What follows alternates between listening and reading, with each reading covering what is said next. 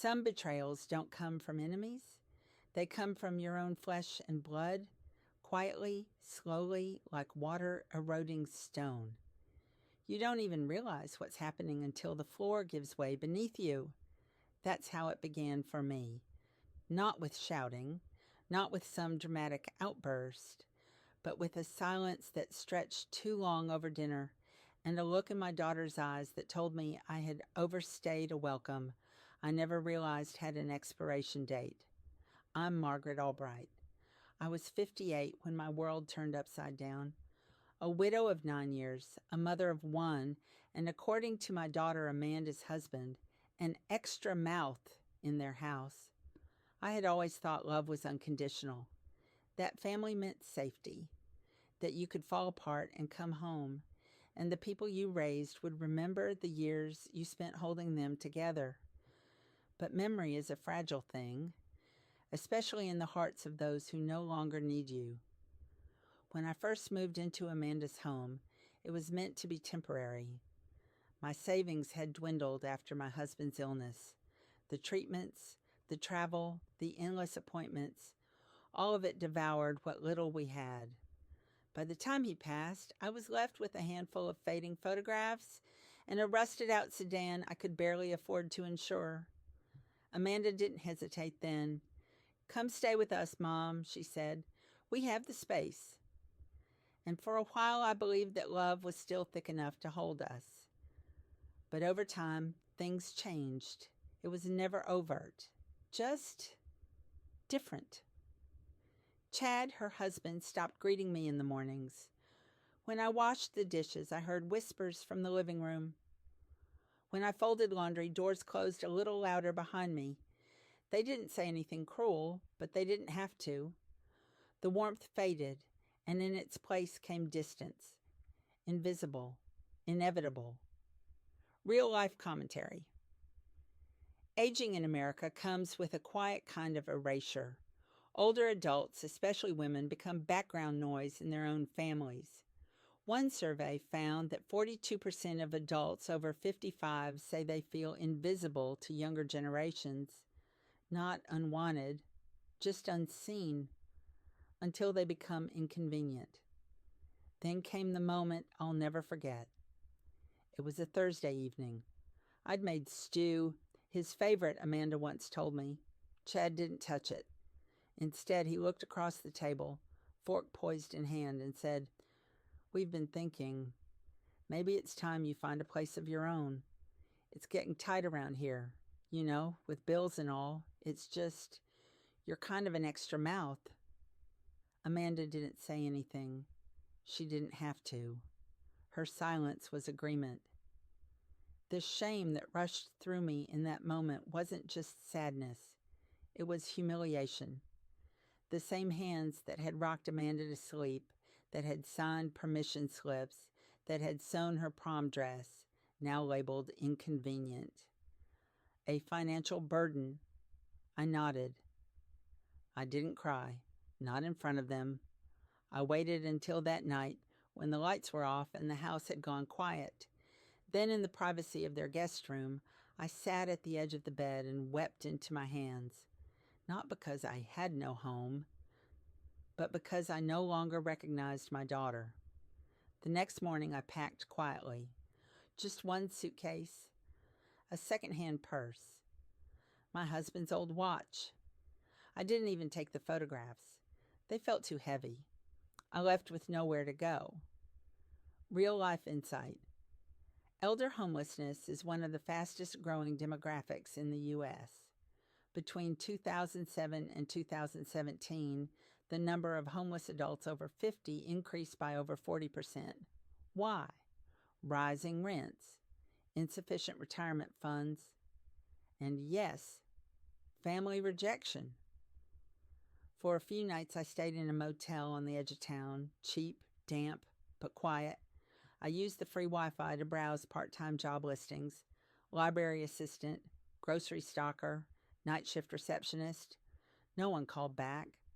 My resume was too old, my clothes too wrinkled, my face too tired. I was fading, and I could feel it. Then one night, while sorting through an old shoebox of papers, I found it. My mother's diary. She had passed 10 years prior, and I had kept the journal without ever really opening it. Until then.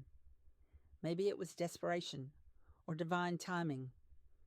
But as I flipped through her careful cursive, something caught my eye.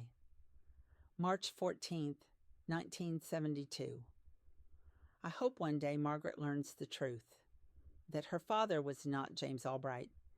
He raised her well, but she carries another name in her blood, the oil man, the one who left without goodbye, but not without guilt.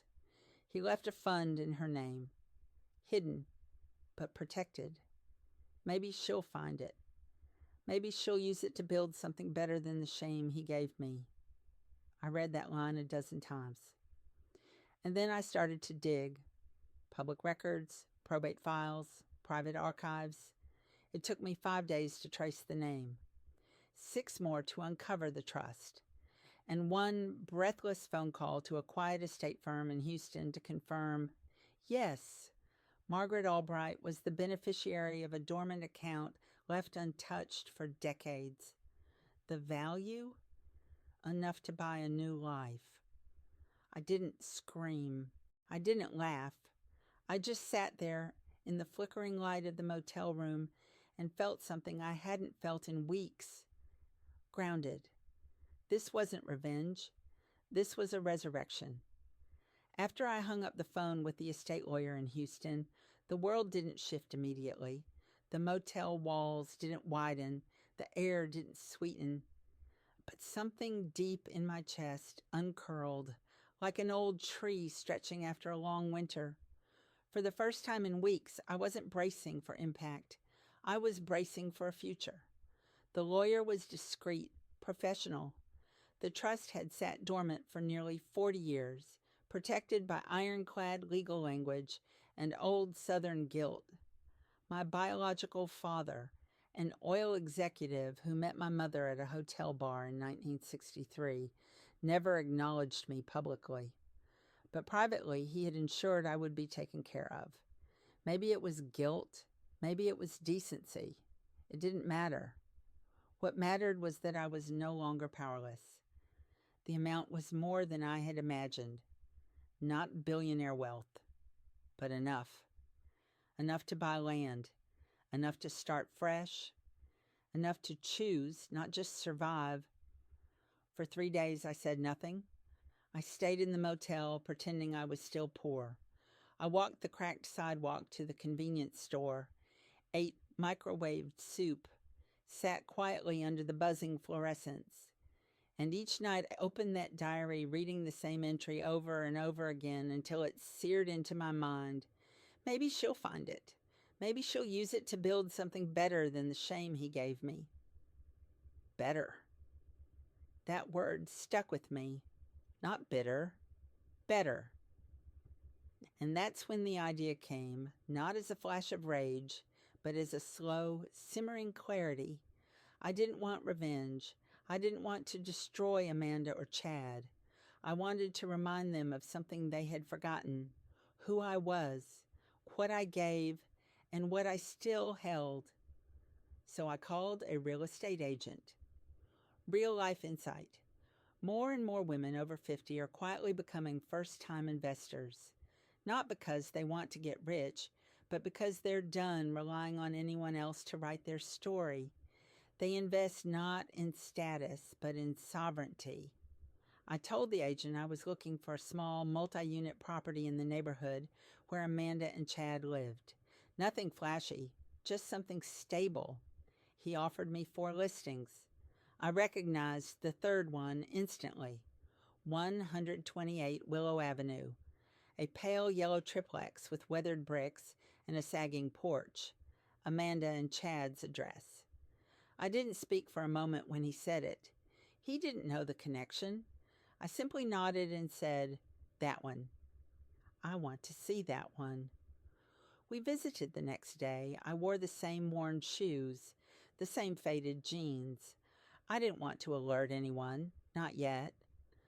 The landlord was a grumpy man named Frank, who had owned the building for 20 years but was tired of managing it. He wanted out.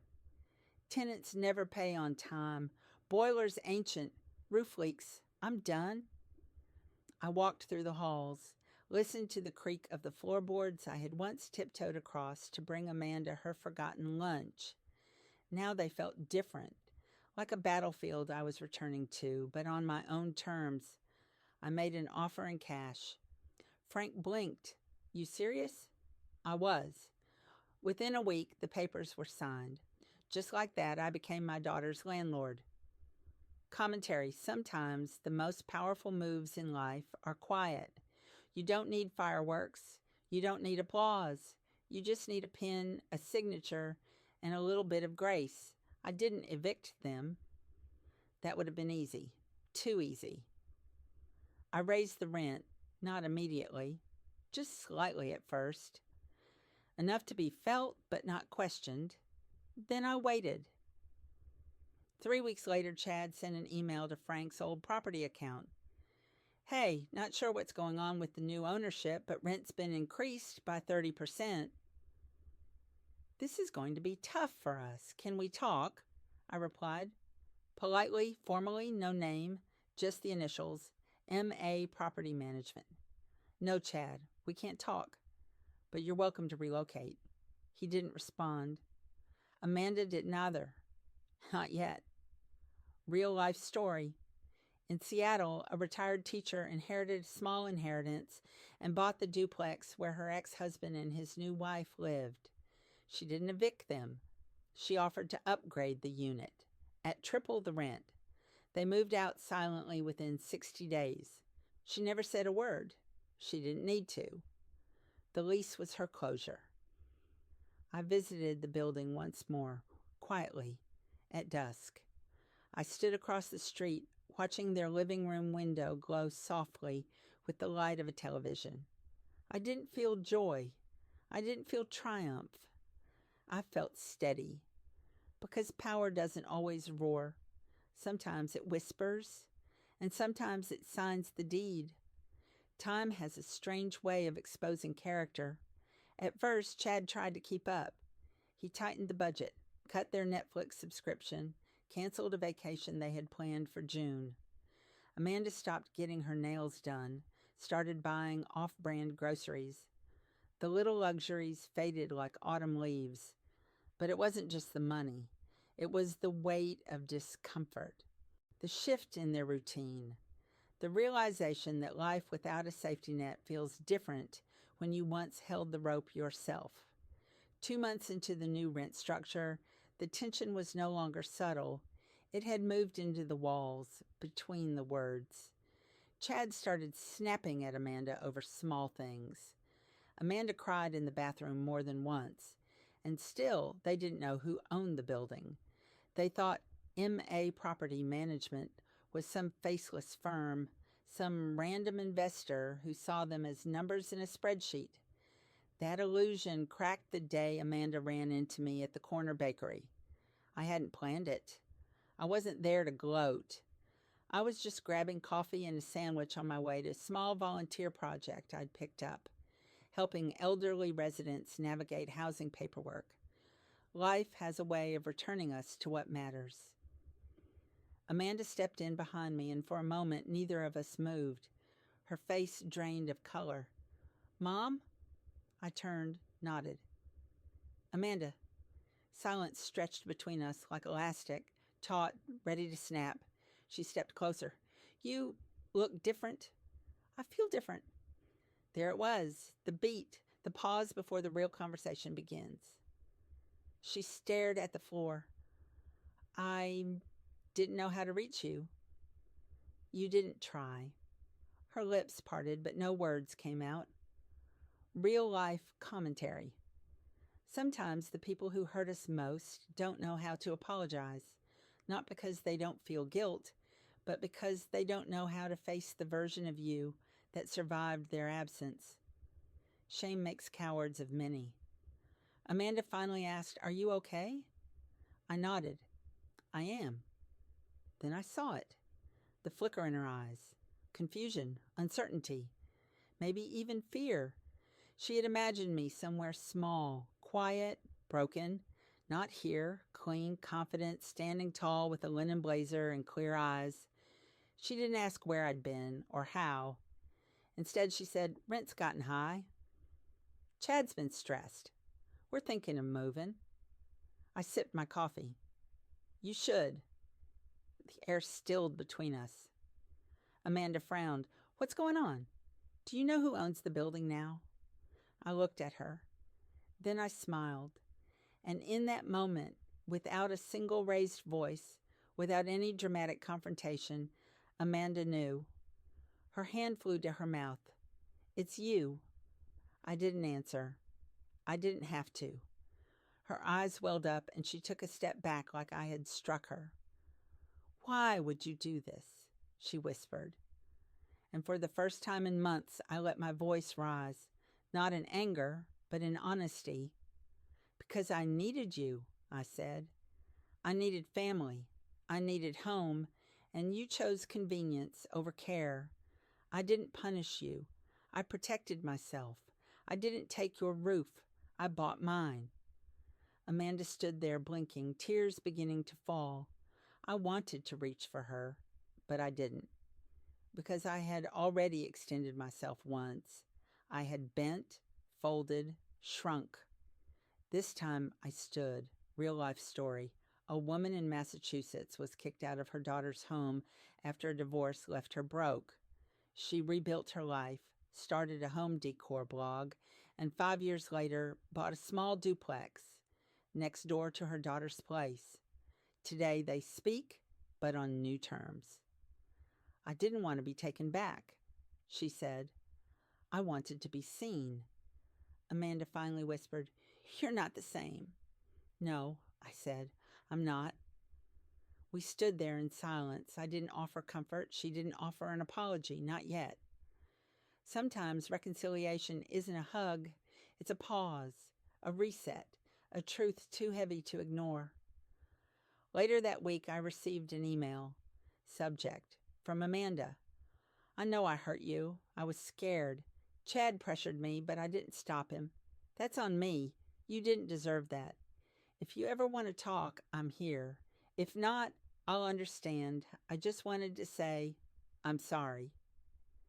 It wasn't enough to erase everything, but it was enough to begin. Pride is a fragile thing.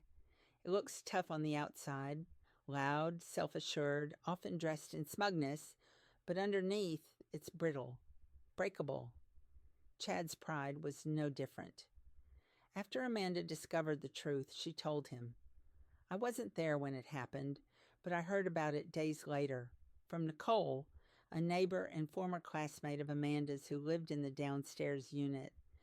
Nicole and I had struck up a quiet friendship once I took over the building.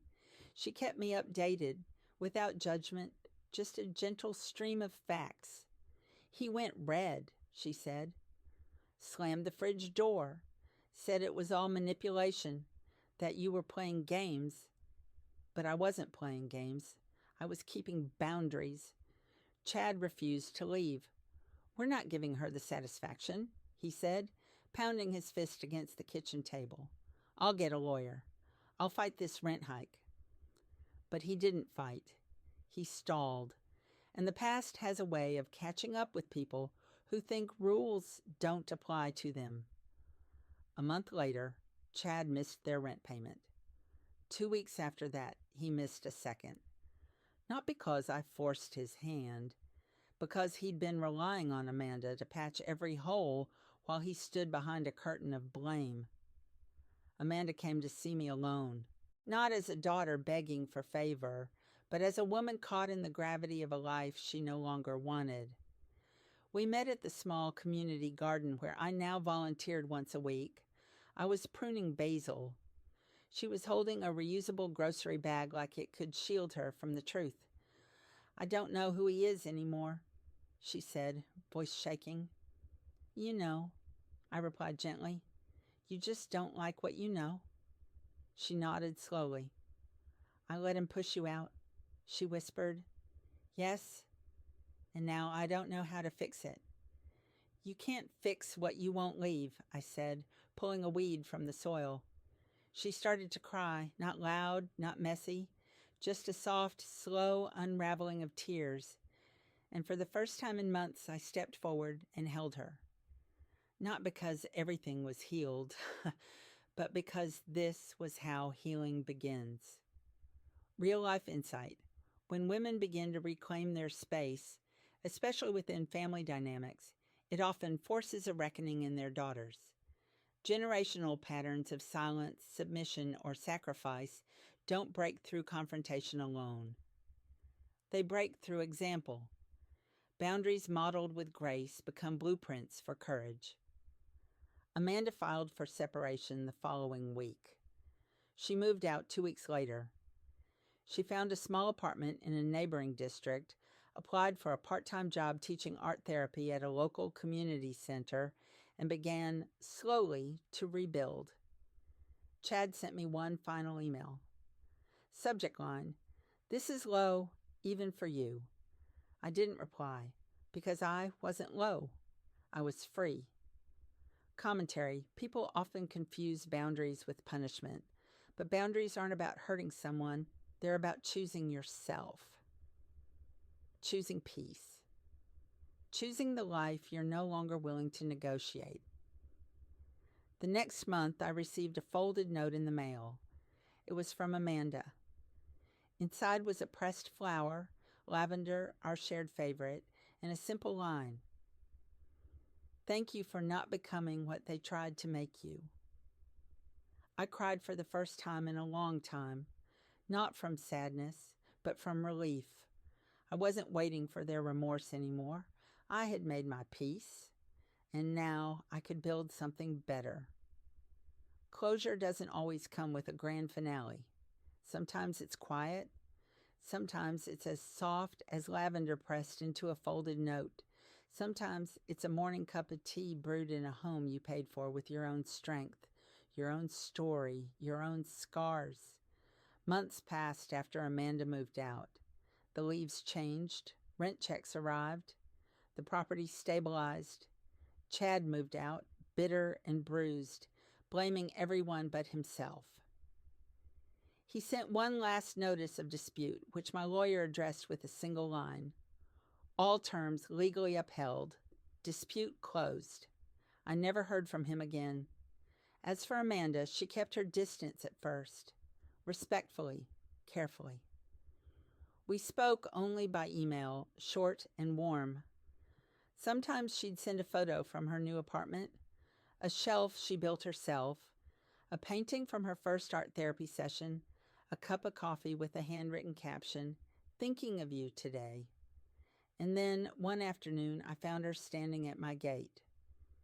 I was tending the front garden of my new home, a small bungalow with creaky floors, morning light, and just enough space for peace. She stood with her hands in her pockets, her hair in a loose bun, wearing the same jacket I gave her in college. "I didn't know if you'd want to see me," she said. "I always wanted to see you," I replied. "I just stopped waiting." She stepped forward. "Can I come in?" And I nodded. We didn't talk about the past that day, not directly.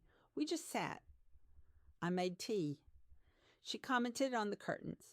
I showed her the lemon tree in the backyard. We took the first steps toward something new. Not mother and daughter trying to repair something broken, but two women choosing to build something better. Real life commentary. The truth is, sometimes people come back changed. And sometimes the person who was hurt the most becomes the one who leads the healing. Not because it's fair, but because it's powerful. And when healing is offered without resentment, it creates something deeper than restoration.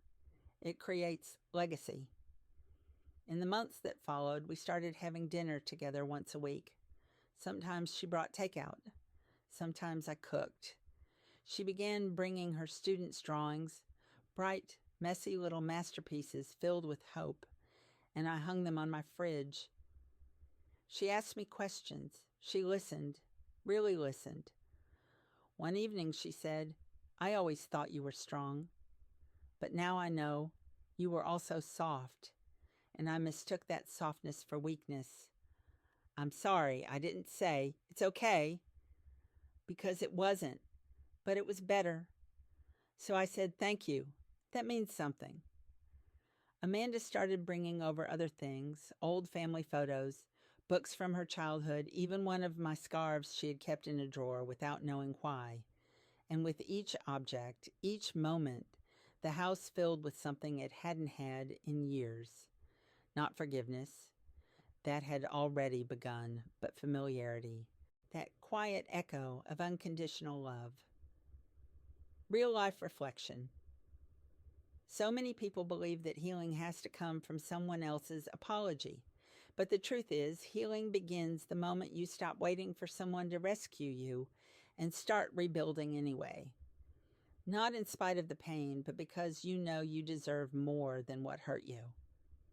I never moved back into Amanda's building. I kept it as a rental. Fair rates, kind policies, respectful agreements. I even added a clause named Section M, a simple line that gave tenants the right to request mediation before eviction. It was my quiet way of making sure no one else got labeled an extra mouth just because they were vulnerable. Amanda found her rhythm. She started a nonprofit for adult women leaving toxic households. She named it The Second Bloom. I donated anonymously to the seed fund. She knew. She didn't say anything. She just sent me a card with a single pressed flower. It was lavender. And now, here's what I've learned. You can lose everything and still come home to yourself. You can be erased and still rewrite the ending. You can be thrown out and still build something no one can take from you. Because power doesn't always live in the people who hold the keys. Sometimes it lives in the woman who quietly buys the building, plants a lemon tree in the backyard, and waits not for permission, but for peace.